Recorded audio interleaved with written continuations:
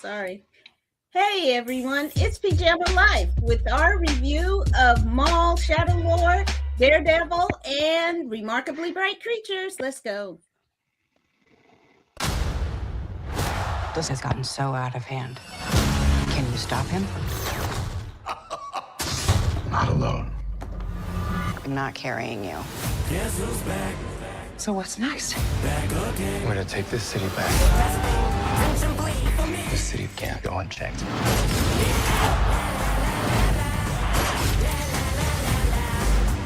I feel liberated. Over-medicated.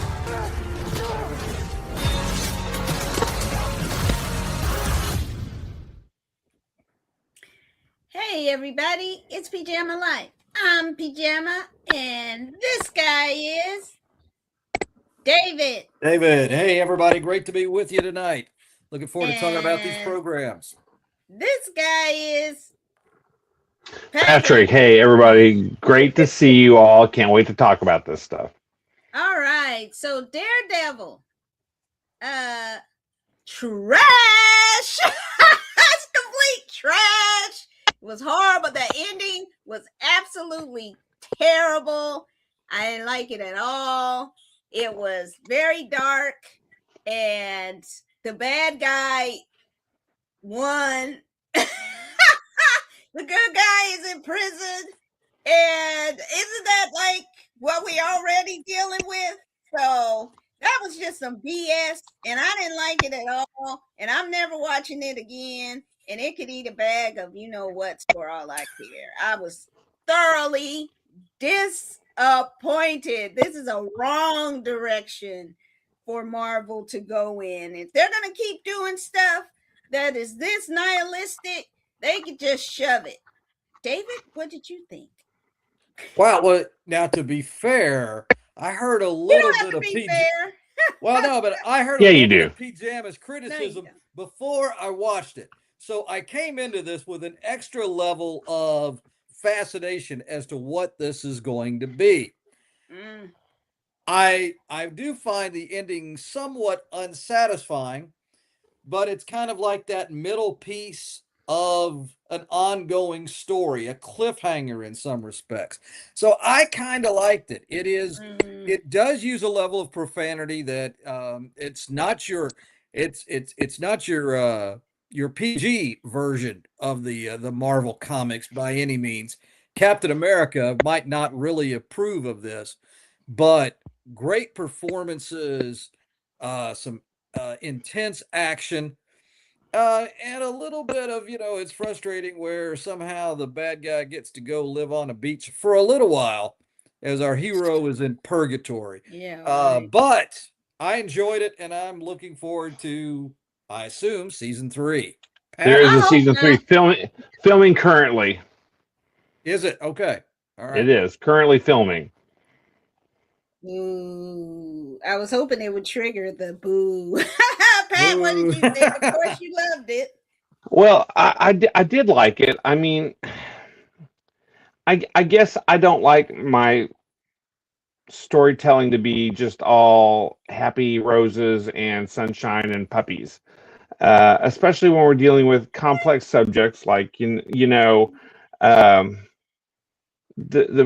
balance between power and vigilantism, which the whole arc of Daredevil's storyline is dealing with an individual fighting against a larger evil empire, as it were, for both in legal methods through the courts, because Daredevil, Matt Murdock, is an attorney, and through the extra legal methods of being Daredevil. So, I mean, this is going towards a story arc which Daredevil did do in prison after he'd been revealed, and he has to deal with a lot of the people where he actually put into prison. You saw that through that little last sequence where he's walking down with his clothes, and he sees all the members of the anti-vigilante task force giving him the stink eye, as they're walking by with their clothes and stuff. So I mean, this is not like he's getting anything good. He's going to go maybe do some more justice suspension in the prison. I guess life is not all cut and dry. So there are going to be some But setbacks. There this are going to isn't be life. This downsides is a to letting comic. people win. So you're going to I have mean, you're going to have some bad parts. I mean, and this has been Daredevil's story arc since the second issue probably, where he's always conflicted about his faith versus his wanting to dispense justice, waiting for God to fix it or whatever, because that has been a very big thing. And you even see it a little bit in the movie, in the TV shows and the movies and stuff, where you see kind of him, always struggling with his Catholic faith about how, God's going to solve the problem, but God also expects you to take care of the problem. So, I mean, there's a lot of proper levels of conflict in this to make it really interesting to me. I well, understand it's not. I understand it's not all cut and dry like some people like. and I That think person that right there. I think the problem with it is too. It just it like David said, it was very unsatisfying. Well, there's a third season, so Yeah. Well, y'all gonna review it because I'm not reviewing it. That's it. I'm done. And I don't think everything should be roses and butterflies and puppies. How about kittens? but Can we just say it's all about kittens? kittens. But I do think there is room for good people to have good outcomes and bad people to have bad outcomes. that's And a simplistic so view. it's not a simplistic view. It's that you want justice, and that's justice. Sending him to prison doesn't seem like justice. I don't know how that could be termed justice. And this being on a beautiful desert island where he was gonna go with his wife doesn't seem like justice at all. So if this is not going to display justice, I'm not having it. So it's a mixed review. Take a look. I think it had some really brilliant writing, some really great character arcs. And so the show is on another level. I just don't want to be on it. So take a look at, if you want to be depressed, take a look at Daredevil Born Again. All right, next up, Maul, Shadow Lord. Very interesting ending, and we'll get into it. Let's take a peek. I will show you the galaxy for what it truly is. Empire tried to kill me. Their betrayal demands consequence. And that consequence requires a weapon.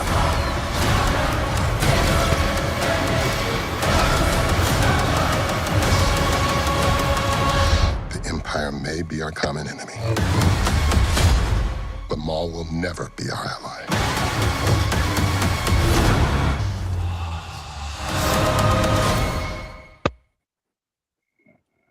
All right, we're gonna go first to our resident Star Wars expert, David. What you thinking? A tremendous program. This was, in so many ways, and I read this, so it's not an original thought from me, but I agree with it wholeheartedly. This is what the Acolyte should have been. Because here we've had part of the arc of this story is you have the Jedi Padawan losing her master, and it's like her and Maul and the little comic relief con man thief guy at the end. Well done in many, many respects. I thought it was thoughtful. I love the different unique droid characters that we have seen in almost all of these animated and all the Disney Plus shows. Yeah. Whether it's Two Boots, whether it's KTSO, or even Ned, who was silent, Ned B in Kenobi. There have been some really neat, memorable characters there that's become a staple. I like that. Chopper. Oh gosh, Yeah, Chopper, chop. absolutely, Oh, he's Chopper. awesome. So I liked it. I would say the way that this ended is very similar to the way, in my mind, that Daredevil ended, because the bad guy gets away and the young person appears to be on the path of corruption, although that was certainly foreshadowed at the very beginning when she was stealing food uh, on the in the slums there at the so. But man, I enjoyed it. Keep it coming. Great to see Dryden Voss. Hasbro, we need a 3 3/4 inch action figure on him like yesterday.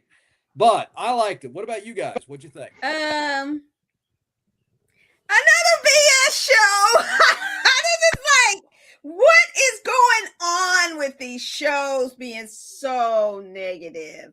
But my problem was, and I'm glad you brought that up, David, about the Acolyte, because there's a problem to me that, okay, so the Acolyte, I'm gonna say that there was some racist stuff going on behind it, because people did not like that the one black woman, I guess, was a main character in this, and that's been a problem for a lot of Star Wars fans. But then you have and it's the same kind of thing, but that one got so much hate and so much disparaging comments about it.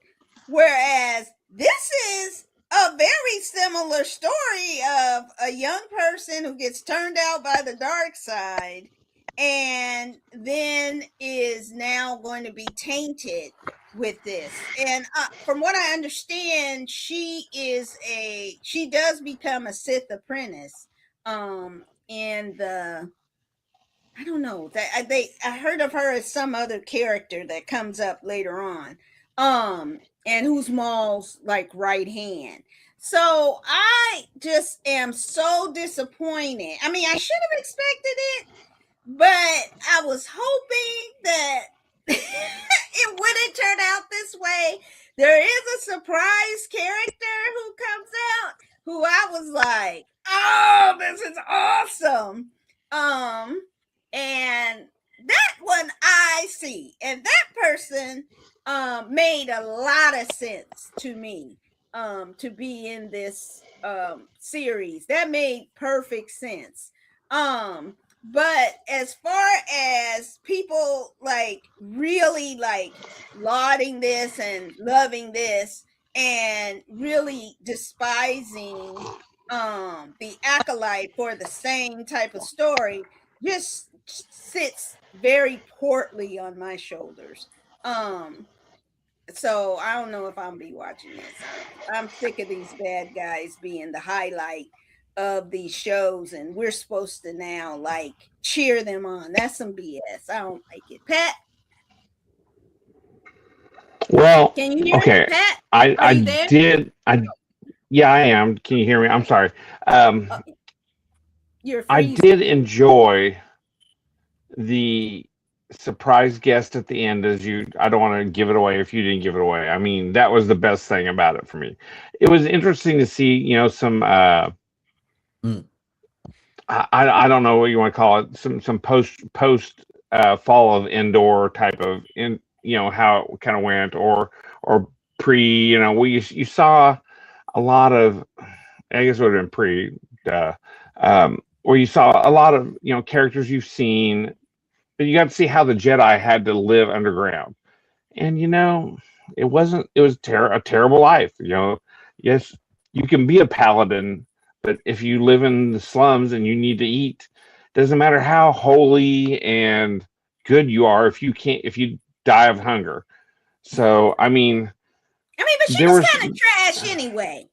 From sure, throughout, she was not your prototypical Obi-Wan Kenobi.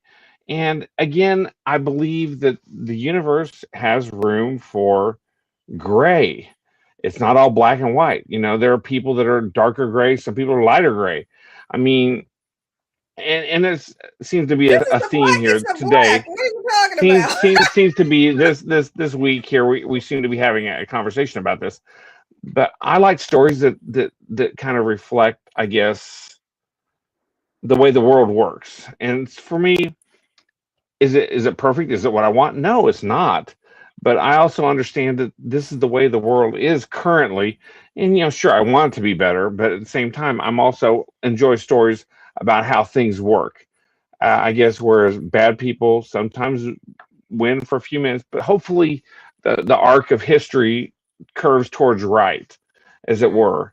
And you may have setbacks, you may have stumbles, falls, but overall, hopefully we get better. And so I do enjoy stories that are just that show about how somebody has a stumble, somebody has a fall, but hopefully they get back up and keep moving towards the correct view, the correct outcome you're looking for. So I did enjoy this. I do enjoy overall the whole animated Star Wars universe. To be honest, I do like everything they've done for the most part. So, and the Acolyte wasn't terrible. It wasn't great. It was just kind of a weak series, which has nothing to do with whether about the story subject. But I just thought it was kind of weak. But I'm interested in seeing if they do another season of this. I will definitely watch this. Yeah. And this one didn't even have a Wookiee Jedi. So It had a Jedi. It had a Jedi. no, it didn't have a Wookiee Jedi. Oh, Actually, she Not a said, Wookiee, not a Wookiee Jedi. I'm sorry, I misheard you. I apologize. Yeah, and so without Wookiee Jedi to save it, it was trash. But But the story, and I'll say this though, we talk about the Acolyte real quick before we get to another show, since Acolyte's like 4 years old at this point. ooh, Who was the lead character? Something like that. But who was the lead character in this story? Maul. Who was the most interesting, fascinating character, and what was maybe arguably the strongest performance? It was Manny in Acolyte. It was Manny with his character as the stranger. That if they had a theme around him, now no one deserves the any personal stuff that was taken, and the young lady absolutely did not. But it wasn't a great story. The writer and the directing really, and the decision making from the beginning to the end put her in a bad situation. Just did. Yeah, I think it was. But I think that there are some parallels, and this kind of trip to the dark side, I guess it is, to mine the stories, it's just getting a little tiresome. So definitely it is now one thing I can say, it's absolutely gorgeous to look at. I loved the animation in this. It was just perfection. And even that last scene with the special person coming in, that was the best part. That was the best. Oh my God. it was amazing. So I give them their props on that. If they just switch up this story and just keep giving me this level of animation, which I wish would translate to, other properties, it's fantastic. So, but too dark for the penny. So, I can't give it a thumbs up, but go and check it out. If nothing else, for Master Doki, and the animation. All right. And finally, we got 8-legged therapy. Let's check out Remarkably Bright Creatures on Netflix. Humans, for the most part, are dull and blundering. Of all the humans, I suppose I mind the cleaning lady the least. I suppose you're the person they hired to take over for me? I really need this job. Circular motions, not up and down. She's insane. It's all she has. Hello, my lovelies. She's been through a lot. The way she lost her son. Tell her I had a son. It's not my story to tell. I can deduce that the cleaning lady and the juvenile share a similar affliction. I wish you could tell me how to move on. I honestly don't know what the hell I'm doing. I know the feeling. There may be potential for mutual repair. Oh, what the hell? Go ahead. He won't hurt you. Occasionally, humans can be remarkably bright creatures. Okay. Pat, what did you think of Remarkably Bright Creatures? All the performances super good. I thought Alfred Molina is the voice of the octopus, delightful. By the way, as a therapist for the stars, as it were. Good to see Sally Field still out there making movies. Yeah. The story was a little predictable. I mean, I enjoyed it, but it was nothing revelatory, nothing to challenge my opinions of the world or anything like that. So it was okay. I mean, I don't regret my time watching it, but at the same time, I probably wouldn't have sought it out. Yeah, I thought it was. Yeah, again, another dark kind of thing. I didn't know. I really didn't know the story. And I started reading the book, and I was like, "Oh, this is not what I thought it was. I thought it was something else entirely." So after watching Maul and Daredevil, I was kind of like, yeah, dang, yet another another kind of story about grief. Golly. But I thought it was nice.